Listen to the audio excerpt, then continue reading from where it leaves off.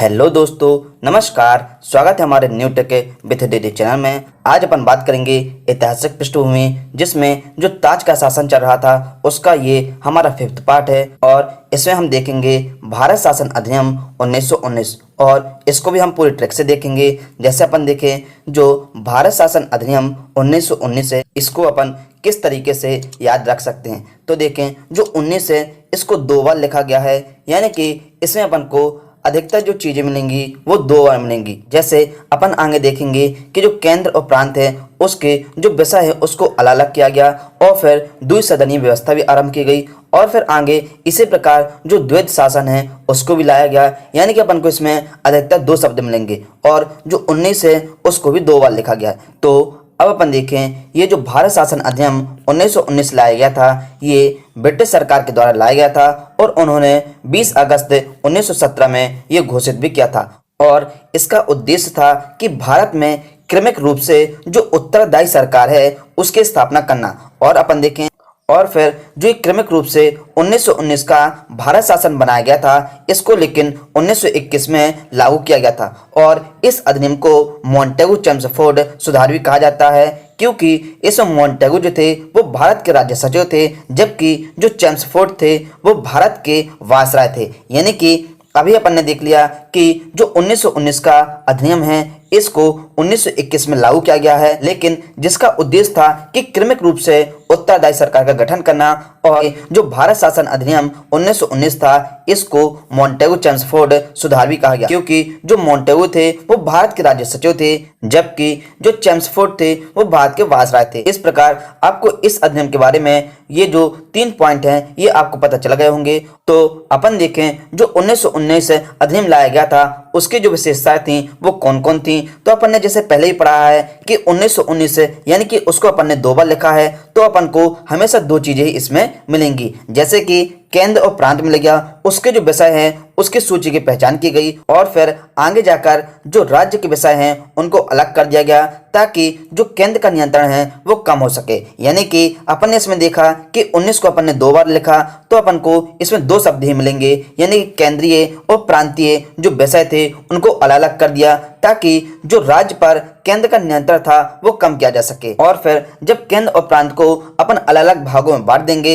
यानी कि जब उनके कार्य अलग अलग कर देंगे, तो फिर वो अपने विषयों पर भी विधि बना सकते हैं, यानी कि उनको विधान बनाने का अधिकार भी दिया गया। लेकिन इसमें जो सरकार का ढांचा था वो केंद्रीय और एकात्मक ही बना रहा, यानी कि जो राज्य पर नियंत्रण था, यानी कि प्रांत पर जो नियंत्रण रहता था वो हमेशा केंद्र का ही रहता था। और फिर आगे जो प्रांतीय विषय थे उसको फिर से 2 भागों में बांट दिया, यानी कि एक हस्तांतरित और दूसरा आरक्षित। और जो हस्तांतरित विषय होते थे उसमें जो गवर्नर होते थे उनका स्वयं का शासन होता था, और जो कि विधान परिषद के प्रति उत्तरदायी भी रहते थे, क्योंकि जो गवर्नर होते हैं वो मंत्रियों की सलाह लिया करते हैं, इसलिए अपन इनको कहते हैं हस्तांतरित। और जो आरक्षित विषय होते थे तो उसमें जो गवर्नर होते थे वो स्वयं से निर्णय नहीं लेते थे, जबकि जो कार्यपालिका परिषद है उसकी सहायता से शासन करते थे, यानी कि ये किसी प्रकार से विधान परिषद के प्रति उत्तरदायी नहीं थे, क्योंकि यह दोस्तों आरक्षित विषय है, यानी कि उसको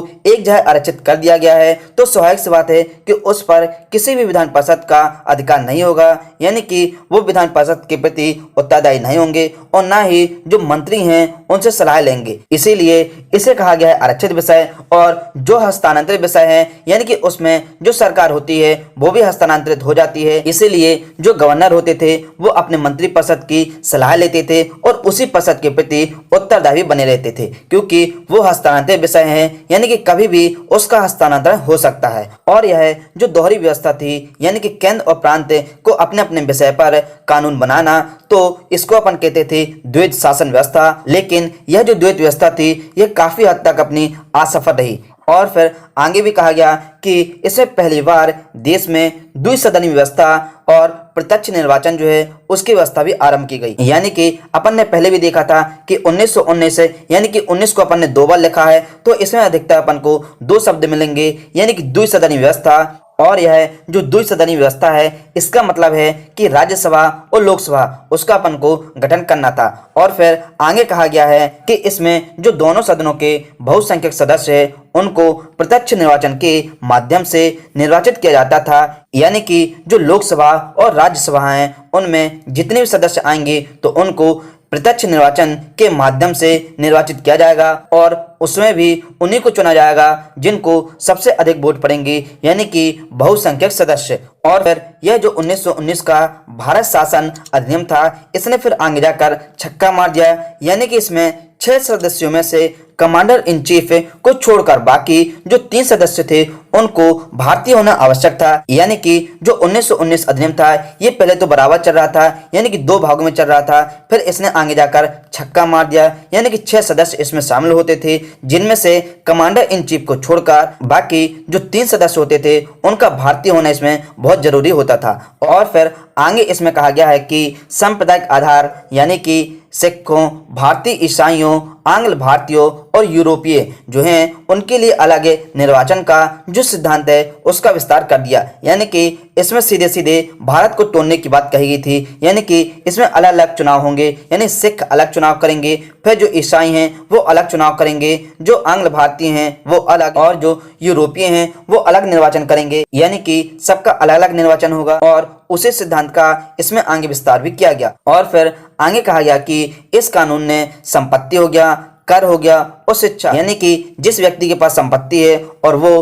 कर चुकाता है और यदि वो शिक्षित है तो इनमें से कोई भी व्यक्ति मत डाल सकता है, लेकिन दोस्तों वो भी सीमित संख्या में, यानी कि किसी देश की जनसंख्या बहुत अधिक है उसमें से 20% जो जनसंख्या है वो 8वीं पास है, लेकिन उसमें से जो 15% जनसंख्या है वो 10वीं पास है, तो इसमें जो सीमित संख्या यानी कि इसमें वोट वही डाल सकते हैं, यानी कि जिनकी संख्या कम है और जो अधिक शिक्षित भी है वही इसमें मतदान कर सकते थे, यानी कि जो संपत्ति हो गया, कर हो गया और शिक्षा, यदि कोई व्यक्ति इन तीनों में से कोई एक साथ ही फॉलो करता है तो उसे सीमित संख्या में मत अधिकार प्रदान किया जाता था। और इसमें आगे कहा गया कि इस कानून ने लंदन में भारत को उच्चायुक्त जो कार्यालय है उसका सृजन किया। और फिर आगे कहा गया कि अब तक के जो भारत सचिव द्वारा कार्य किए गए हैं उनके कुछ कार्यों को उच्चायुक्त को हस्तांतरित कर दिए जाएंगे। और फिर आगे इसमें जो लोक सेवा आयोग है उसका भी गठन किया गया। और फिर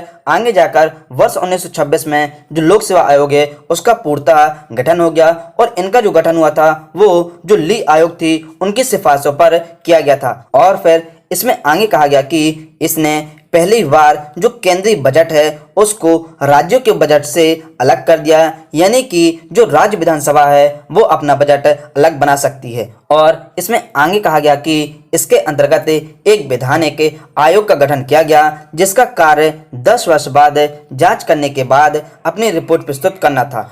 और अपन इन सभी को एक बार फिर से देख लेते हैं कि इसमें जो भारत शासन अधिनियम 1919 था उसको 2 भागों में बांटा गया, यानी कि इसमें हमेशा अपन को 2 शब्द मिलेंगे, यानी कि केंद्र और प्रांत मिलेंगे। फिर उनके जो कार्य है उनको अलग अलग कर दिया, फिर वो अपने अपने जो विषय हैं उन पर कानून बना सकते हैं। और फिर इसी अधिनियम को मॉन्टेगू चेम्सफोर्ड सुधार भी कहा गया, क्योंकि उस समय जो मॉन्टेगू थे वो भारत के राज्य सचिव थे जबकि जो चेम्सफोर्ड थे वो भारत के वायसराय थे। और इसका जो उद्देश्य था वो भी यही था कि क्रमिक रूप से उत्तरदायी सरकार का गठन करना। और इसमें फिर जो द्विसदनीय व्यवस्था है उसको भी लाया गया था और जो द्वैध शासन है उसको भी लाया गया था, यानी कि द्विसदनीय का मतलब है लोकसभा और राज्यसभा।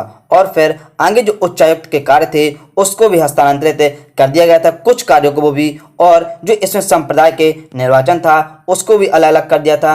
और इसमें जो सबसे बड़ा कार्य हुआ था वो हुआ था जो लोक सेवा आयोग है उसका गठन करना, और यह वर्ष 1926 में हुआ था। और इनका जो गठन किया गया था वो जो ली आयोग थे उनकी सिफारिशों पर किया गया था, यानी कि आपको इसकी सभी विशेषता याद हो गई होंगी। दोस्तों यदि आपको ये वीडियो अच्छी लगी हो तो इस वीडियो को लाइक करें, अपने दोस्तों के साथ शेयर करें, और हमारे चैनल पर यदि आप नए हैं तो इस चैनल को सब्सक्राइब जरूर कर लीजिए ताकि आप भी हमारे परिवार के सदस्य बन सकें। और दोस्तों प्रेस बेल आइकन बटन को जरूर दबाएं ताकि आपको हर वीडियो की नोटिफिकेशन मिलती रहे।